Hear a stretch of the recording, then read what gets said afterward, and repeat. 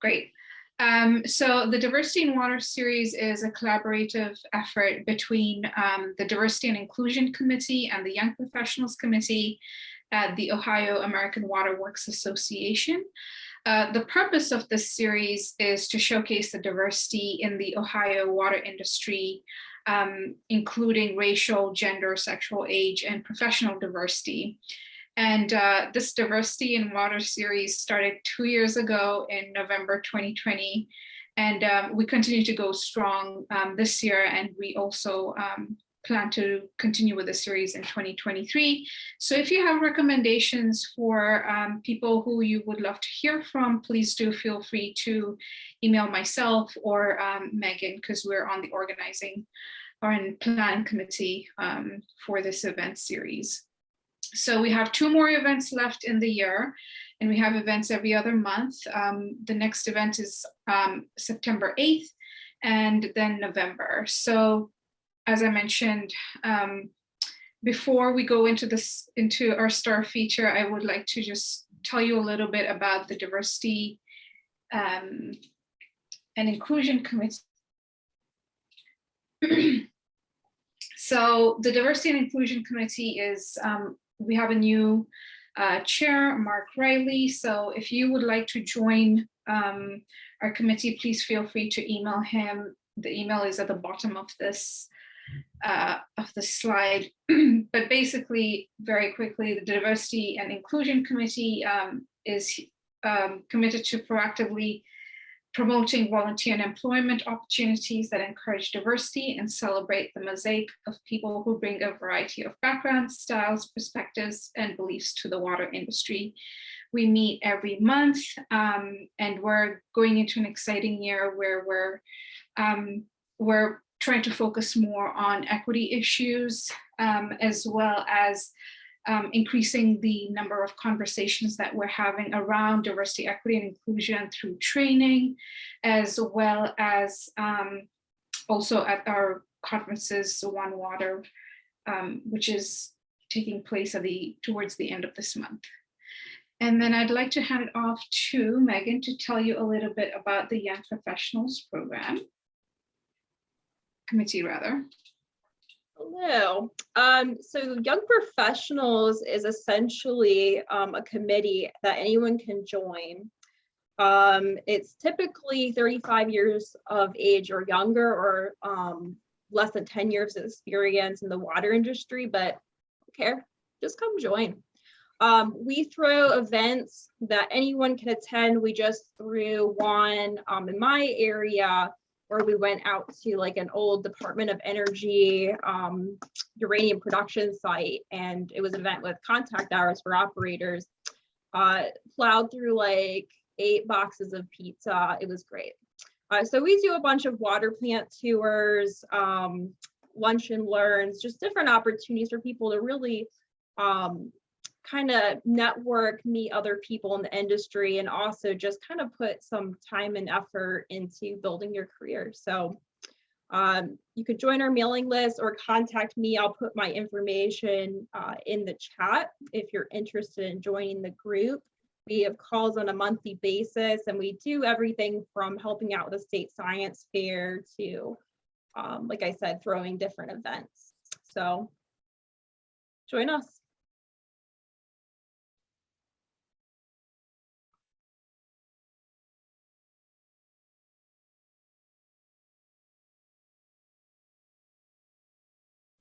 Yes, hold on a second.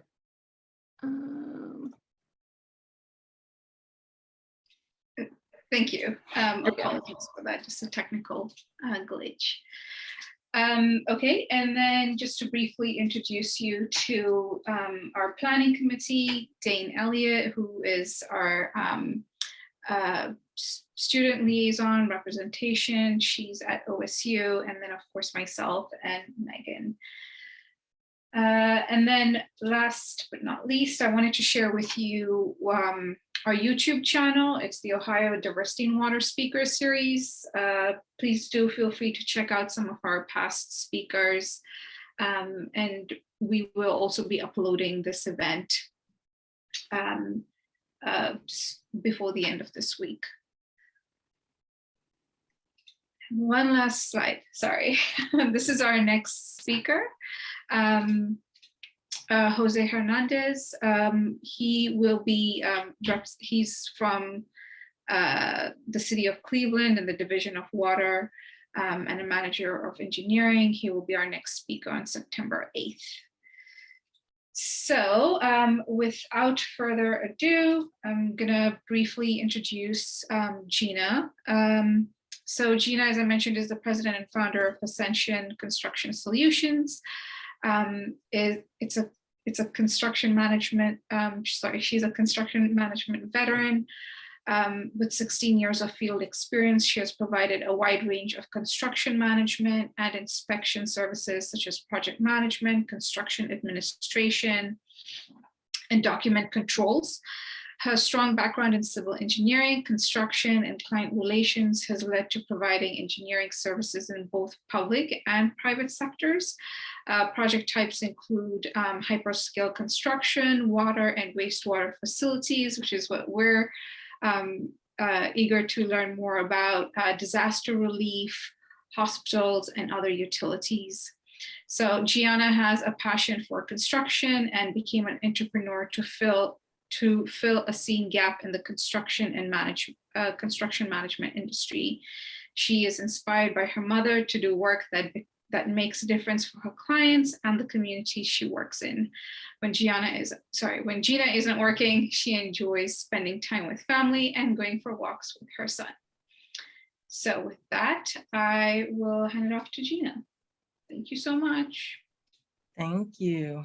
I'm going to take a second to share my screen, and while I do that, I'm just going to share I'm like more nervous right now to present virtually than I am to present in a room full of people, and I'm not sure as to why that is, but hopefully my voice doesn't shake too much. So I'm excited to be here with you all this evening. It's like I'm following some heavy hitters. I know Kathy Bailey from Cincinnati, and it seems like everybody is like directors and administrators of whole utilities. And I'm like, I'm just a little business owner, you know? But I am excited for this opportunity to kind of tell you about myself, my experiences, and what drove me to be in a public service sector. So that being said, my name is Jeanna Hondel. I picked that up through marriage. My maiden name is Cunningham. Everybody is a Hondel. It is German. So that's where I picked that up. The agenda. So I'm gonna give a brief introduction, kind of talk about my journey, and then if my journey doesn't give you enough about who I am, I'll tell you a little more and what it is that I do as a business owner, entrepreneur. I talk about mentorship, the importance of having support, different type of projects that I've been on throughout my career as related to water, the impacts of those to the industry, entrepreneurship, and then women as leaders in this market, and then any questions after that. So here's the timeline. And a year I will not mention, I was born. You got to start somewhere, right? And then I know I go straight from being born to college. There was a lot that happened, in that time frame. But during that time when I was in high school is kind of when I was introduced to engineering from my drafting teacher. And, he would ask me like, okay, hey, Jeanna, are you going to college? I'm like, yeah. He's like, well, what are you going to do? And I'm like, I'm going to run, because when I was younger, I started, running track at a young age and was pretty good at it, that I was able to go to school on a scholarship. So like when he would ask, I'm like, yeah, what are you going to do? And I'm like, I'm going to run. He was like, but what are you going to do? I'm like, the 200, the 400, 4x4 relay. He's like, Jeanna, what are you going to study? And like, literally, that was the first time that I thought about it. Like in my head, I was going to school to be an athlete, I guess. And so from there, he started giving me information about just different types of engineering, and civil engineering in particular is what I fell in love with.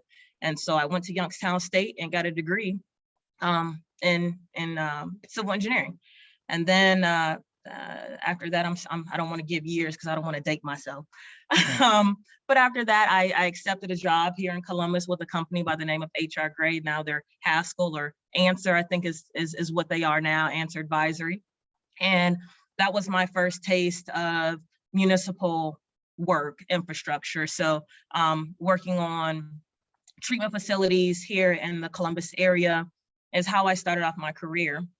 And then with that, so guys, I'm going to sprinkle in here my professional and then my personal, because I think it's important for people to know these things. And, you know, you just don't want to see the iceberg at the top, right? You know, there's a whole mound of ice beneath that people don't see, that, you know, everything might not always be easy. So gonna kind of sprinkle those things in throughout. So took a job with HR Gray, and, you know, I was like, you know, I'll take my EIT. For those who know, for engineering, that's engineering training. So it's the first step that you have to take and pass before you can take your professional engineering license. And I took it and I failed it.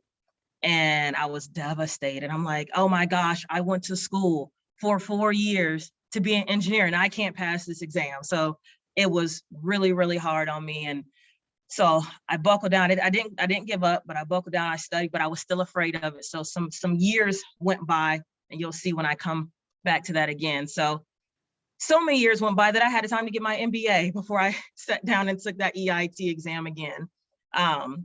But after I got my MBA, I wanted to learn some other things. So I left HR Gray, Answer Advisory, and then I started working for Gilbane, which is a vertical general contractor, and worked there. And some of the things that I worked on, granted, they're not water related, but, you know, I did disaster relief when Sandy hit in New York, the Goodyear World headquarters in Akron, here in Columbus, the Scioto Downs, the Racino, El Dorado, I think is what they call it now.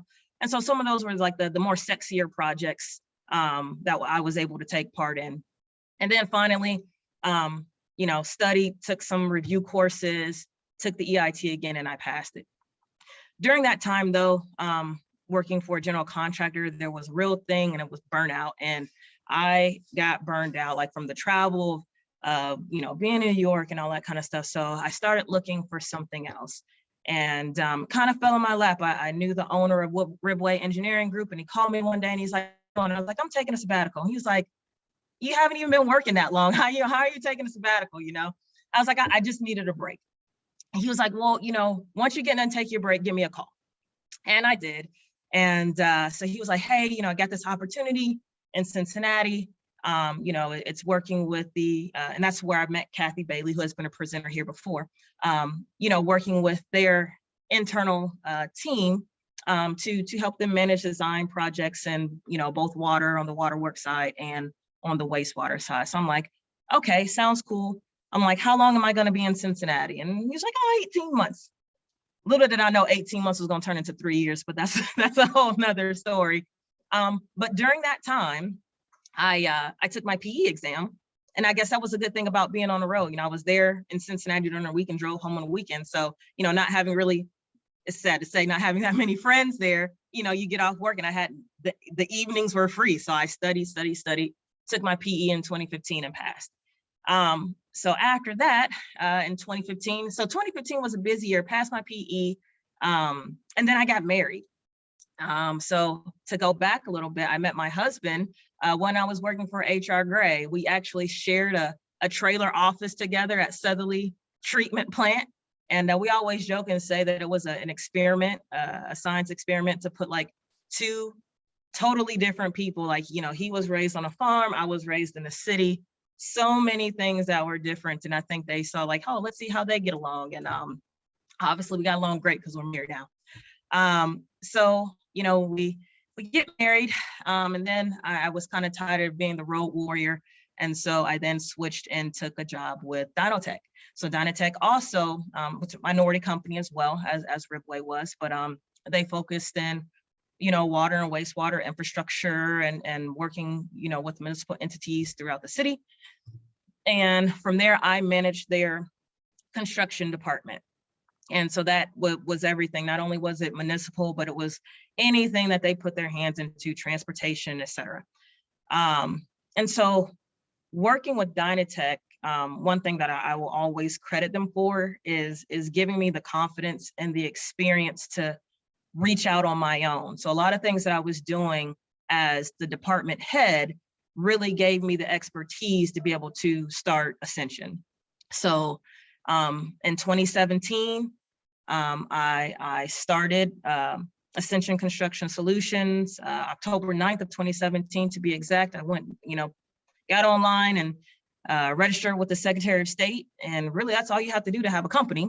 I mean, there's a lot of other things behind the scenes, but that's the first step to becoming a licensed entity. So, so in October 2017, started Ascension, or started the background work, the legwork to get it up and running.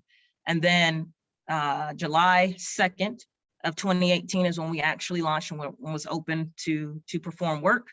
And then December of 2018 is when we were awarded our first project with Department of Finance and Management. It was actually an emergency repair for storm and sanitary for a fire station, Fire Station 1 and 9, close to downtown here in Columbus. And then our second project, it was the first project that we went after as a prime, was with the Columbus Recreations and Parks Department. And it was for Franklin Park. It was a restoration of a ponds and cascades project, so water related. But that was our first project as a prime, and that was a huge win. Like, I jumped for joy, and then you start worrying, like, oh my gosh, like, how are we going to do this? So once you win, it's like then the nervousness kicks in. But I kept great relations in May of 2019. So we were awarded the project in April of 2019. In May of 2019, I hired Ascension's first full-time employee. And actually, I'd known her for years. I'd hired her when I was at Dynatech, and shortly after I left Dynatech, she went somewhere else, and I called her up and I'm like, hey, I'm off and running off the ground, let's sit down and have a conversation. And, she trusted me and my vision enough to put her career in my hands. And, she is here to this day. So between December of, I'll say from May 2019 to today, and actually we just hired somebody last week, so that 18 has now grown to 19 team members that work here at Ascension. And so that's my kind of timeline to bring you from when I was born to today. But that really doesn't tell you who I am. And I am a lot of things to a lot of people. I am a wife, a mother. I have a sister. I'm an aunt. I'm a friend. I am all these things. It just depends on what the capacity is. So, here's some pictures, of my family. So the top left is myself, my mother, and my two sisters. The middle picture is our first holiday party for Ascension back in 2018. So, spouses and husbands and wives and team members. So this was our small team. To the right, I've decided, I'll say this real quick, I'm deviating, but I've decided that I will let my son decide if he wants to be on social media. So when I do, show family pictures and things like that, I put a little star over his face, and he can make that decision when he's old enough. I don't want to take that away from him. So the third picture far right is my husband, myself, and actually Daniel. Daniel was a team member here at Ascension. That was actually at a wall breaking ceremony for one of the projects that we had partnered with Turner for ECDI. And so you can see that we're all Ascensioned out. I think it's good to be branded, especially when you're a young company. People know, what you are, and having a baby with the Ascension logo is just the cutest thing ever. Left lower, that's Shira. That was my first baby. That's my fur baby. She's a German Shepherd. And then to the right, lower right is my husband. We got engaged May 13th of, what was that? 2013. And like I said before, we got married September 5th of 2015. So this is just one part. So that I have to go on because there's many different parts of who you are. So as for work, first and foremost, even though I'm an owner, I believe in a flat organization. I call myself a co-team member. I don't like to use the word employees, but because I think that we're all a team. We all have input, and I think that's the best way to build a company. But co-team member, professional engineer, a business owner, relationship builder, and overall herder of cats. Because owning a business, there's a lot of things. Not only are you herding your cats, you're herding cats of people that you're partnering with, trying to get information all the time. So if we look at these pictures, the top right is a demo project and at a water facility that I was working at when I was with HR Gray. The middle picture is just me showing the size. You know, I'm 5'7", so you can kind of see that that's a pretty large diameter pipe there that we were working to clean and reinstall.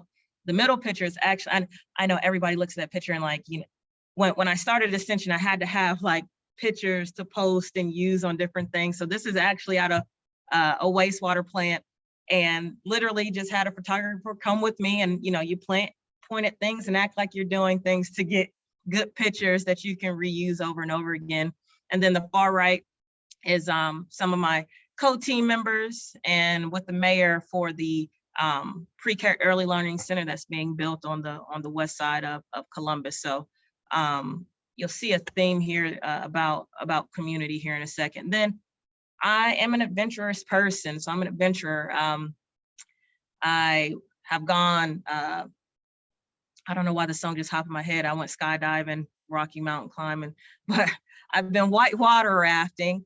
And how that trip came about was really funny. I think my husband, you can't see him really well, but he's in the far back corner next to the lady steering the boat in the back with the red hard hat on. But we saw a comedian and he was talking about his experience with whitewater rafting and have to be a part of your own rescue. And I'm like, we've got to try this. Not the strongest swimmer. I thought I was going to die a couple times on that trip, but thank God I'm still here. So that's one thing. As far as adventure, I used to run track in college. Went to college on a full track scholarship. So going back to that running thing, that did come to pass, but I did get an education as well while I was there. So I've always been athletic. As you run and wear and tear on your knees, you know, I kind of had to switch to less physical things. So as an adult, I've played in the sand volleyball leagues, and I picked up a figure competition. So much like bodybuilding, but not as muscular. I did that for a while. Like to go surfing when we're somewhere nice and warm enough. Like to go back and support my alma mater, Youngstown State. And then the picture in the low middle is we went to Columbia, and we did the hike of the Lost City. So that's some of the huts in the Colombian jungle. So that was amazing. And then the biggest adventure of them all is my son Gideon. So that's something new every day. I never know what he's going to do. So it's starting to get interesting as he starts to develop his own personality. Now, all of that said, what is it that I do? And again, I have to silo myself in categories. As an engineer, actually, you know, I'm going to explain these pictures. Sometimes, like, I think my husband thinks I just run around late all the time. And sometimes I feel like the second picture that I'm just drowning, overwhelmed. I think some of my co-team members might think I'm kicked up with my feet on the ground. And I think my mom, who's on here, might think that I'm just all high-fiving every day and everything is going good, which luckily they are, but sometimes you have your good and your bad days. But in looking in that and breaking that down as an engineer, you know, we manage projects, we look at life cycle costs, and we analyze projects, whether it's vertical, water, wastewater, et cetera. We help with estimating and perform constructability on drawings. We perform research investigations on these facilities. We help with scheduling or determine, you know, what the schedule and time frame would be. And primarily we work in CM agency, but we're also working in CM at risk area as well. So the main difference between those two, CM agency just means like an owner's rep, whereas CM at risk is you're essentially a general contractor and you're holding the contracts of the trade partners, and you absorb all the risk for a project. As an owner, I work on business development. I call it feeding the machine, right? So as we grow, we have to make sure that we have backlog. And one thing that I'm big about is that, you know, all 19 people that work here trust me enough that they believe I'm going to provide for them and their family. So, you know, I put in a lot of hours. You know, most days I'm up at 4:00 a.m. Just to make sure that, you know, we have things in place and taking care of the business side. So when the workday starts, I'm ready to answer questions and meet people and continue to grow our backlog. You know, contract negotiations, right? So as a business owner, especially when you're small, you might not have that, luxury of being able to afford a lawyer to look at contracts and negotiate them for you on your behalf. So, you start to wear multiple hats, your team building. So it's one thing to have a growing team, but even with 18 people, I still think we're small enough that there's no reason that we shouldn't know each other's family and say, oh, hey, Tyler's graduating, or, hey, how was your daughter's wedding, or whatever it may be. We should be able to have that family touch, because the main reason why I started Ascension in the first place, because I wanted to be a place that I would be proud to work at. Out of all those companies that I worked for, I always felt like something didn't quite fit, or something was like always missing. I remember, again, my first job, they gave a swag bag and they asked, what shirt do you wear, or size shirt? And I'm like, a medium. And they gave me I was the first woman, they hired there for like field work. They gave me a men's medium. Like the sleeves came down to past my elbows, and I had to like roll the shirt, just to fit and tuck in. So like it shows you, for one, a shift in the change, that there are more women, that people are actually thinking about that. Now, hey, we need to get women's sizes now. But part of that too is like to make sure that you're accounted for, that, you're being thought about. So it's situations like that I experience working for other companies that I wanted to make sure that I got right in my company. Not only identifying opportunities for the company, but making sure that we identify the opportunities in the path for the team members. So every person, we sit down and we talk about what are their goals, what are the company goals, and what is the growth plan. And we make sure that we have buy-in from everybody. And, as we grow, that tweaks and, revisit that biannually. And then other than that, I'm a catch-all. So, one day I might be a business owner and, dressed with slacks, and the next day have my hard hat on doing inspection. So, again, being the size that we are, that there's no job that I would ask any of my team members to do that I wouldn't be comfortable or haven't done already. And then as a leader, I think first and foremost, you have to teach empathy. Our company is not only diverse in ownership as a African-American woman, but our makeup of our team is diverse as well. And so everybody comes from a different background.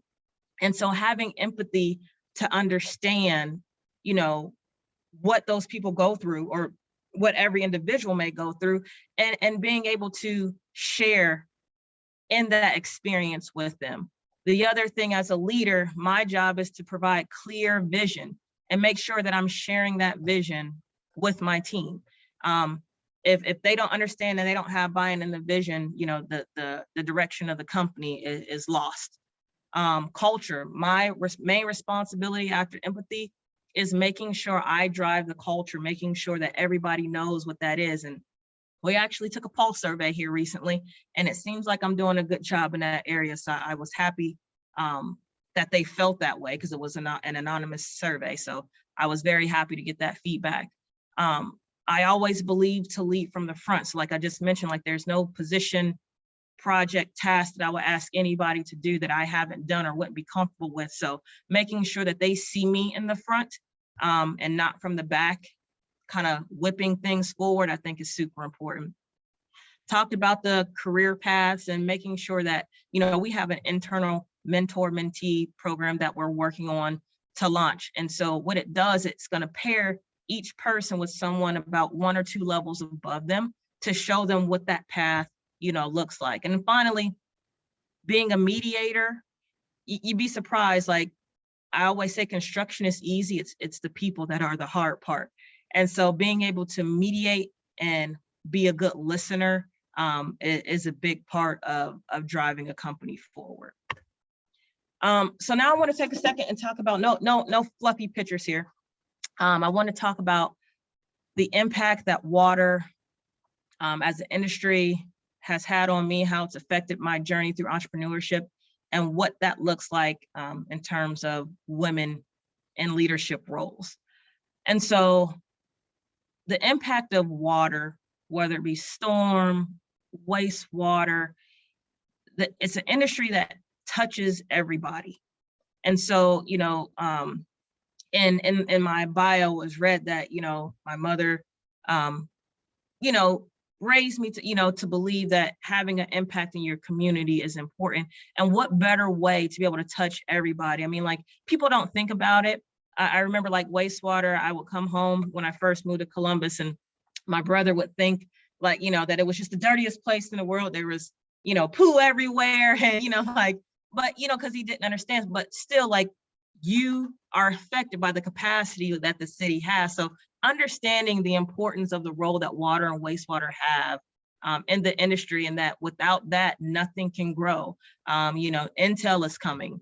There's going to be, $1 billion spent in water and wastewater just to make sure that there's enough capacity for all this additional work that's coming to Columbus. So to look at it on that scale, that without those things, those companies can't come here. The Googles and the Amazons and the Facebooks wouldn't be able to have their data centers here. I think it's something that shows the importance of what this industry is doing.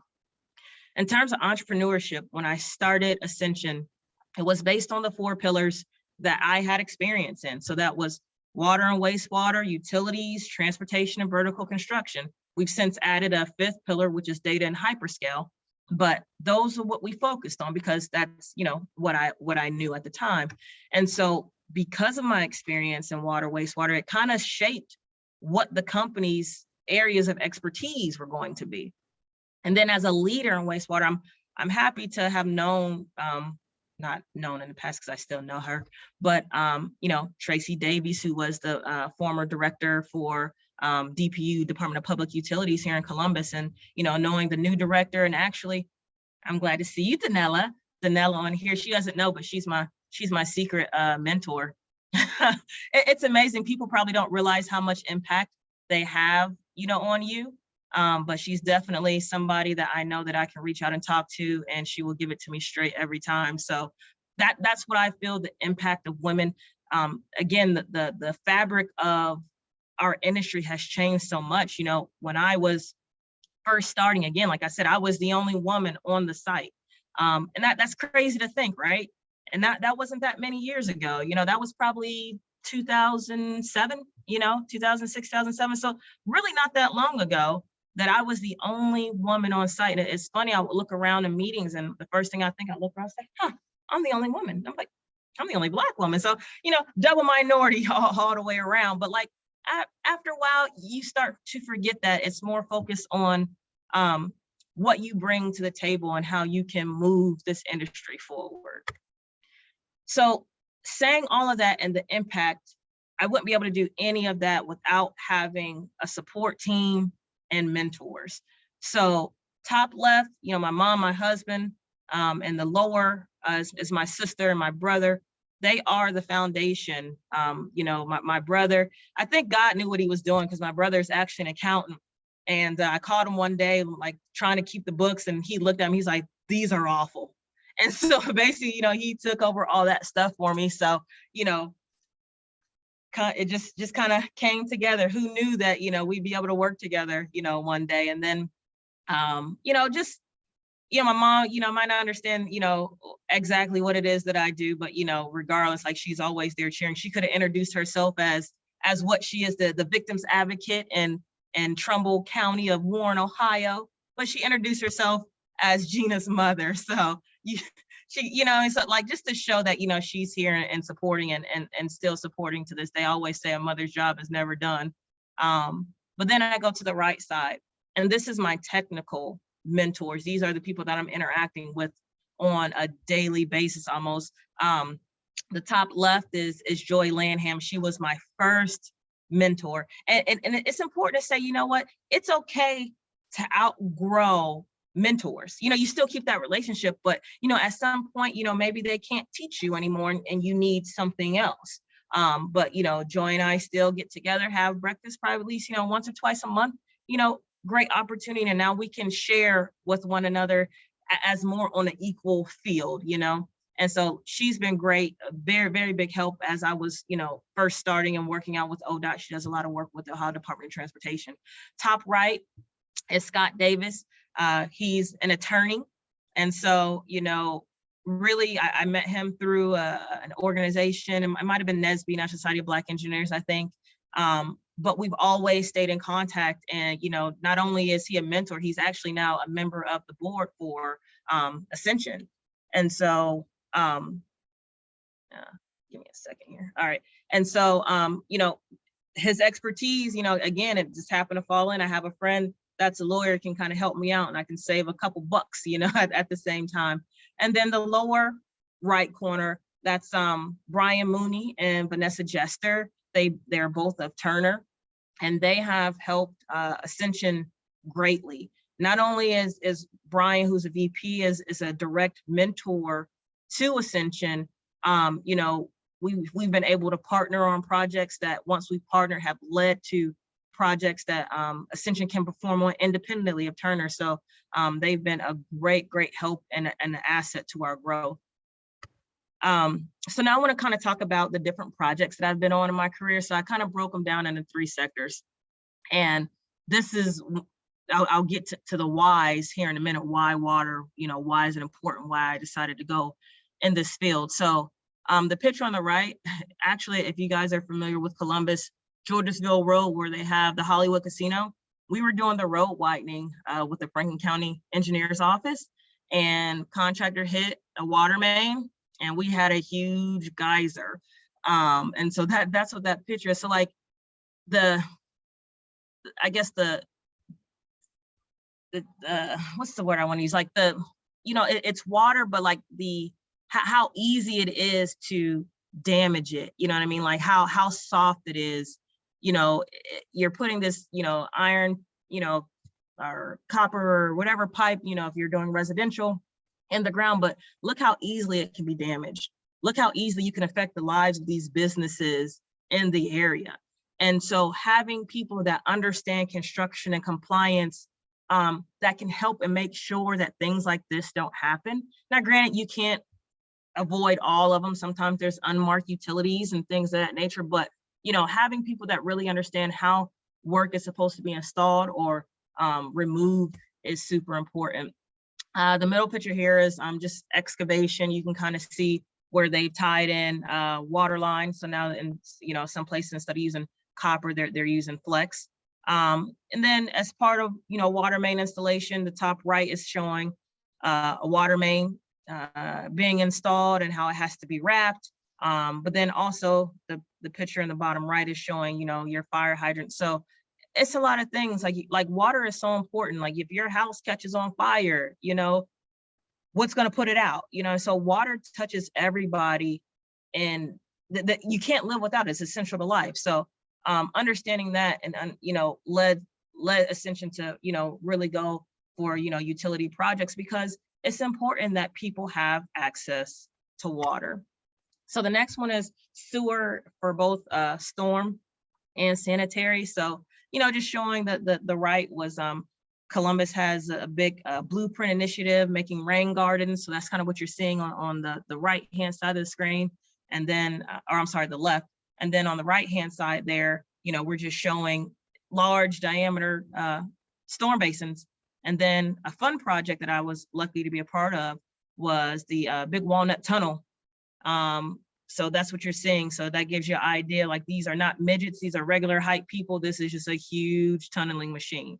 And so I've had a lot of different experiences with, you know, different types of water projects.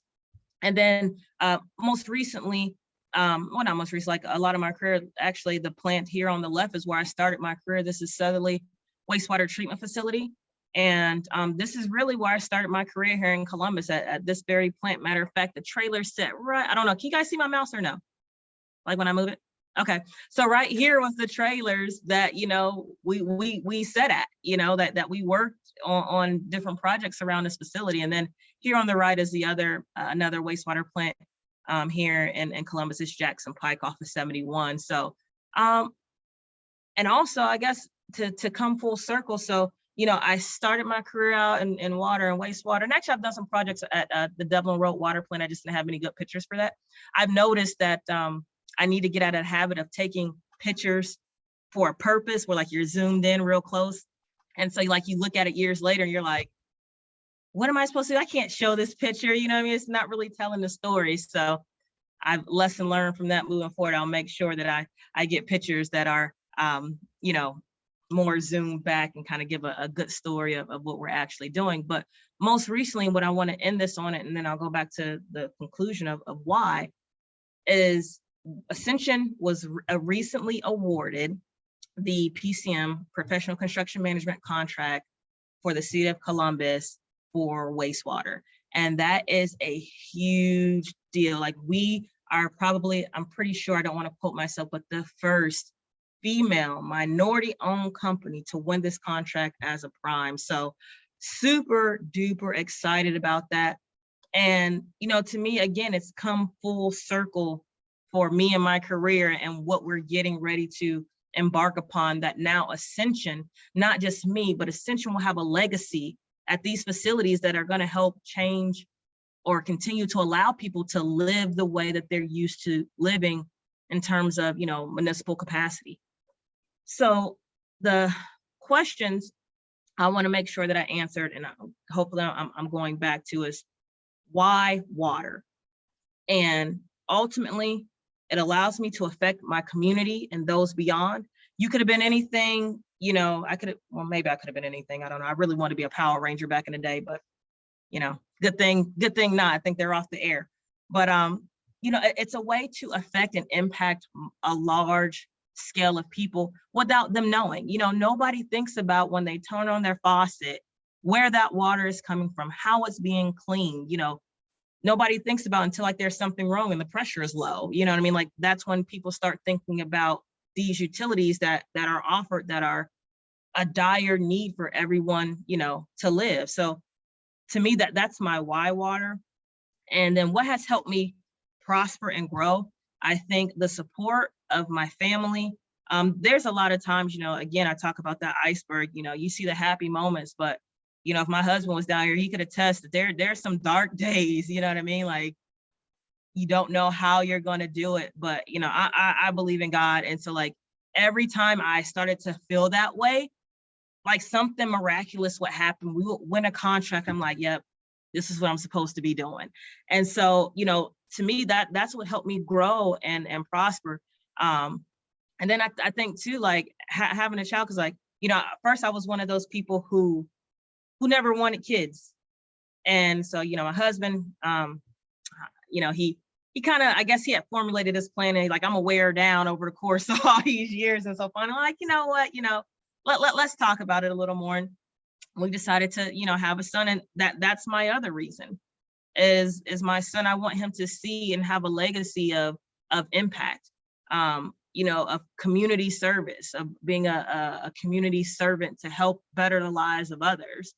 And then as far as diversity, equity, and inclusion, it's really funny, because when I first started Ascension, I was not going to sign or, you know, apply for any other certifications. I'm like, I want people to work with me because I'm the best at what I do, you know, that our company is good, not because I'm brown, not because I'm a woman. And then it was my husband was like, you know what, if everything was fair, these programs wouldn't be needed. But, you know, he was like, regardless, even if you do, you know, and somebody gets to know you through these programs, you still have to perform. And, you know, that was the biggest thing that kind of like led me. So I'm glad I did, because it opened the doors to so many relationships that I would have any other way not have had, or had the opportunity, you know, to meet these people. And so I think for diversity, equity, inclusion, especially here in Columbus, I think the efforts through the mayor and the Office of Diversity, Equity, and Inclusion, Director Brown, they're putting forth tremendous efforts to make sure that the playing field is level, that the disparity study that was taken here is level, to give everybody a chance, you know, to succeed. And I think you couldn't ask any more from that.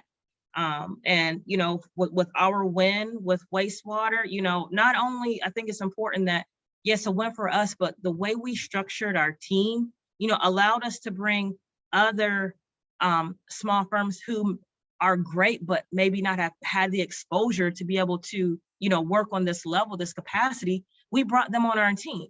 And so we're super excited, you know, not just for us, but for the other companies that now have an opportunity with the city of Columbus, and to develop those relationships that will hopefully allow them to, learn and grow as they continue to move forward as well. So with that, that's the end. If anybody has questions for me, please feel free to ask, or Megan or Sapna,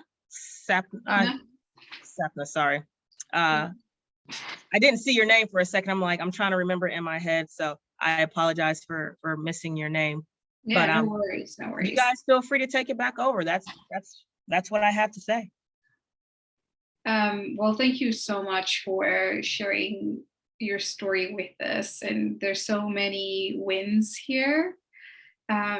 It's really admirable to see, because I remember like just reading your bio and like the whole construction element, and like, how did she do it? How did she hire the right people to show up on time, be there, be competent at their jobs? And I'm a solopreneur myself, but it's intimidating for me to think about being responsible for other people's fates or their well-being. So that's quite a huge responsibility to take on as an employer. So with that said, we do have quite a few questions that came in during your talk. But before we go into the conversations, we want to take our group pick that we share on social media, mostly LinkedIn, really. So if you don't mind turning on your camera, and we'll just take a quick screenshot, and then we'll go into the questions. Shannon, I love your hair, by the way. Yeah, I love the purple color. Mm-hmm. Okay, so with that, I will take a screenshot here on the count of 3. 1, 2, 3. All right, got it. Thank you. Okay, so I want to make it like an interactive type of situation here. So the first question actually came from Danella. Danella, do you mind asking your question, or I can read it out, whichever you prefer. We'd love to hear from you. Uh-oh, get muted. Uh-oh, can you hear me now? Yep. Yeah. Oh, there we go. All right. Howdy. Yeah, I just I might know this answer, but I'm gonna go ask it anyway for everybody else. What was the hardest part of starting your company? Leaving security. You go from 2 nice incomes down to 1, and really the fear of failure. It was the hardest part, of striking out on your own. You know what I mean? It's like, hey, it's kind of like pushing baby bird out the nest. Granted, I could have went back and got a job, elsewhere, but again, that fear of failure, like, okay, if I don't do this, if I don't succeed at this, why would anybody else want to hire me? You know what I mean? So that was kind of like the hardest thing.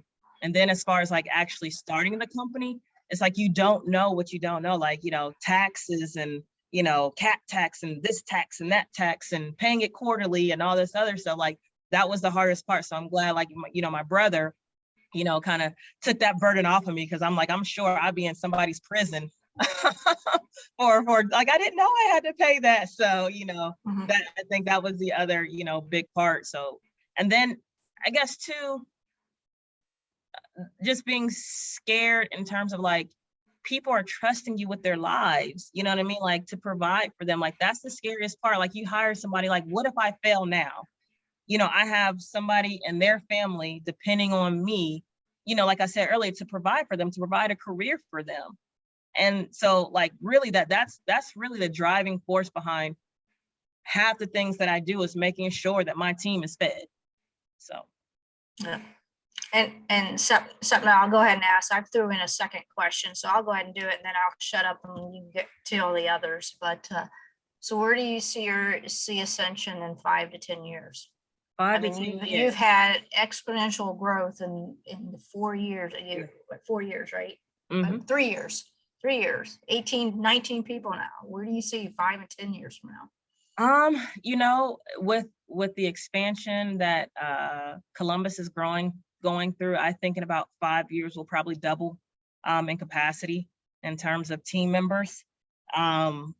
Really looking in 5 years, and hopefully before that, you know, I'm definitely more in the leadership role and less of the worker role, you know, in the company. And part of that is putting the right people in the right places, you know. So, you know, I was happy, like one of the newest employee. So, you know, we're 4.5 years old. The newest employee is an admin. And it sounds very simple, but it's been amazing. She's only been with us like a week and a half, and like how much she's been able to unload off of me so that I can focus, you know, on other things. And so again, like putting those people in the right places that will allow your company to grow, because you become the bottleneck. So if everything has to go through me and I have to do everything, I'm only one person, there's only so many hours in a day, at some point I'm going to crash. And so, you know, you can only burn the candlestick at both ends in the middle for so long. So making sure that you're sustainable, right? Sustainable growth.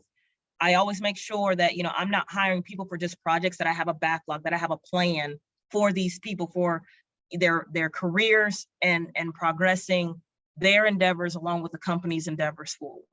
So I think that's kind of like the main, I guess, premise of that. Thank you. Great, and we have 2 questions from Megan. And then the next question is from Willie Harper. Okay. Megan, you want to go ahead? I remember my questions. So Jeanna, you shared about how providing a clear vision as a leader is so important to you professionally, and how feedback is also important. Mhm. Do you have any recommendations for how you can kind of promote openness and like a culture where people aren't afraid to share, you know, feedback? Do you have any recommendations? I think you have to practice what you preach. To have an open culture, you have to be open. People have to experience that. And so really what has come to is like those who have worked with the company for a while, you know that they can come to us for anything. They call, you know, you can call us at any time, you know, like, and I don't call them like, oh, my cat's sick, but you know, if you call it, you know, if there's a real issue, you know, whatever time, my phone is always on. So like those people will let the other team members know, like, yo, hey, when Jeanna says she has an open door policy, she really does. Like, she really cares, you know, about you.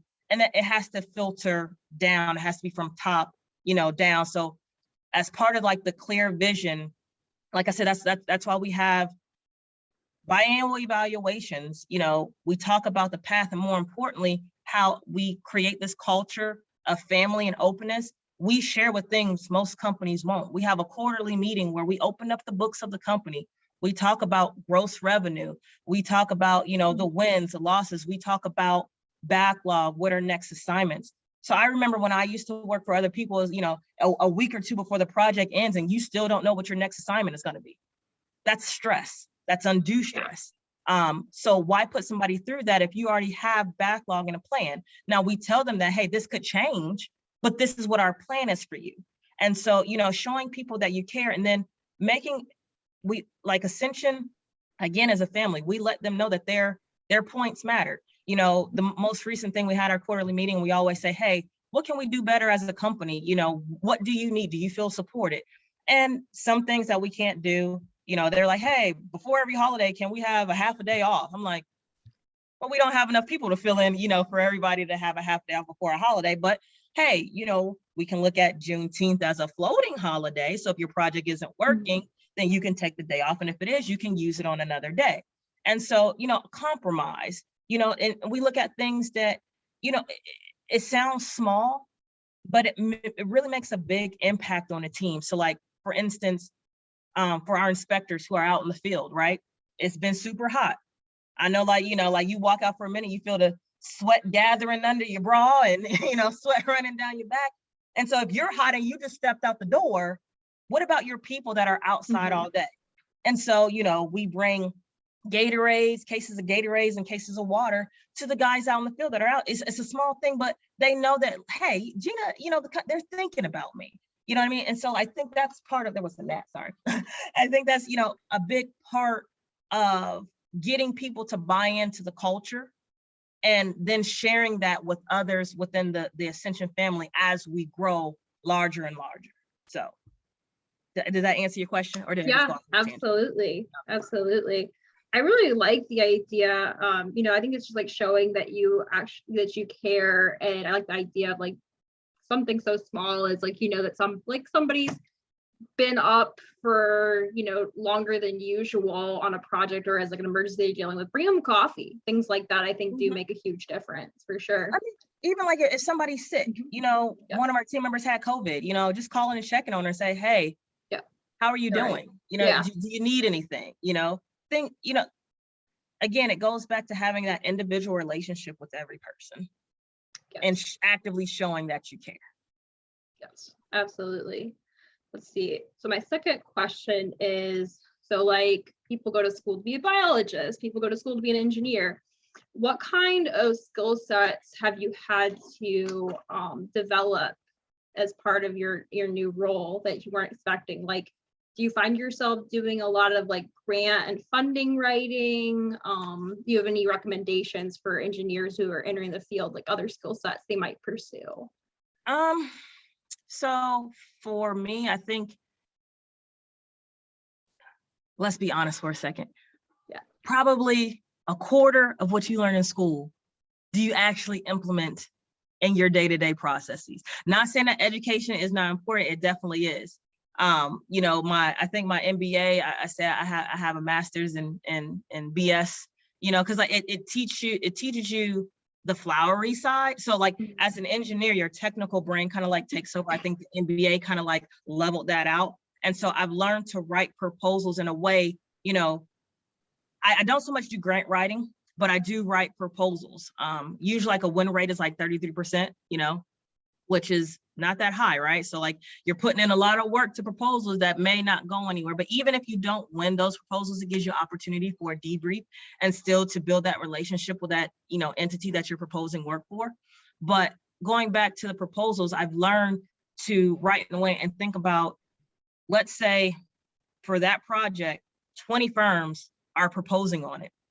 So somebody has to read, and then usually there's a page limit. So let's say the page limit is 25, right? Somebody has to read 25 pages of 20 different proposals. So let's say that you're number 20. What are you going to say in your proposal that's going to help it stand out after these people have had to go through 19 other proposals? And so I try to keep that in mind, you know, when I'm writing, and hopefully, you know, it sets it apart from others. And also I try to be transparent, honest, and deal with the elephants in the room, you know, in the proposal. So like questions that I think people might come up with, and then let them know that, you know, we actually went out and looked, you know, real challenges. Like, okay, this project, we think you're going to come up with these challenges. But one thing we believe in our company is that we're not just going to come to you with problems. We're going to turn around and say, this could be a potential solution, right? And so I think that's important to know that, you know, no, if a client is expecting you to manage their job, they don't want you to come and like, oh, they want to know about the problem, right, but they don't want to have to solve the problem. You know, that's what they hired you for, right? And so like showing that thought process, like in these proposals, I think is a good thing. So I do spend quite a bit of time, you know, writing proposals. I call it, you know, that's my night work, you know, you know, like, or my quiet hours, like, you know, when 4 a.m. So like my mental juices are flowing and I can get the ideas without being interrupted. But yeah. So like, I feel like there's like an art form, like where you're anticipating the questions and what people will need before they've even realized what they need and what they're going to have questions about, you know, for sure. Mm-hmm. All right, and the next question is from Willie Harper. Would you like to unmute yourself and ask the question, or should I do that for you?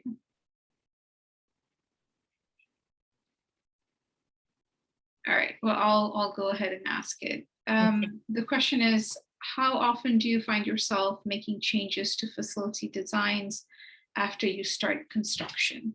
A lot. I mean, there's no, I've never seen in my entire life, I'm sure Danella hasn't either, a perfect set of plans. It just doesn't exist. You know, there could be unforeseen conditions that you run into. So there's always changes. It does help a lot during the constructability review. So those usually happen during the 30, 60, and 90% design process. So you're able to catch a lot of it, but no one's going to catch 100% of those things. So that there's always changes. The idea is to try to catch those before, you know, they become change orders, which will be more costly to implement those changes once the, you know, the drawings are out and the project is out to bid. Hi, Jenna. This is Willie Harper. I wanted to just ask a quick follow-up question. Can you hear me? I can hear you just fine. So related to business development, how much of your time do you spend on business development things, and does it fluctuate from, you know, season to season? It fluctuates based on my time that I have to meet with people. What I've learned is that it's important to keep those relationships open. So you have to make time for it. You know, it just varies. I try to, you know, have certain days that I have blocked off, you know, to either go meet this person or, you know, follow up and touch base with this person. Because for me, in terms of business development, I'd rather go and talk to somebody when there's not a project on the line, because I feel disingenuous, right? If I go in and talk to you, I'm like, oh, how's your kids? And how's this? Oh, by the way, I know this project is coming about, you know, tell me all about it. And I'm like, it just feels like I'm going there for something. So I'd rather go during off times. And then you could just sit down and have like a real conversation. Like, you know, how are you doing? You know, and be genuine in the conversation that you're having versus having and not necessarily an ulterior motive, but having, you know, I don't want to hear a person like, oh, here comes Jeanna, she wants something. You know what I mean? I don't want people to have that feeling, you know, when they see me coming. Does that answer your question, Willie? Yes, and thank you. Great talk. Thank you, appreciate it. Do you have any questions from any of our other attendees?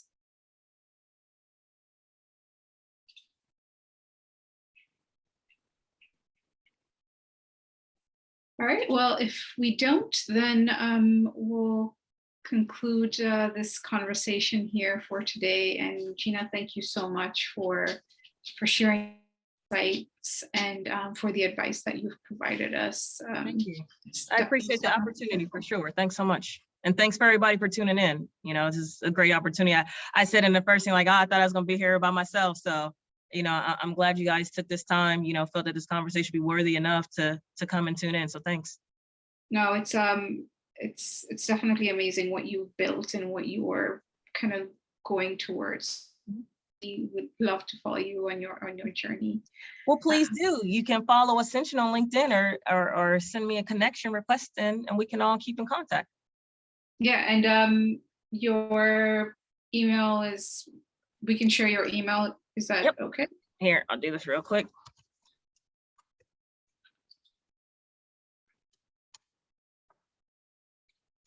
Make sure I spell that right before I hit, there you go. All right, well, thank you so much for sharing that email. And yeah, we look forward to seeing everyone else on September 8th when we're talking to Mr. Hernandez. So have a nice rest of the summer and we'll see you in September. And Jeanna, thank you again so much for your time. Thank you. Have a good night, everyone. Take care. Bye. Bye.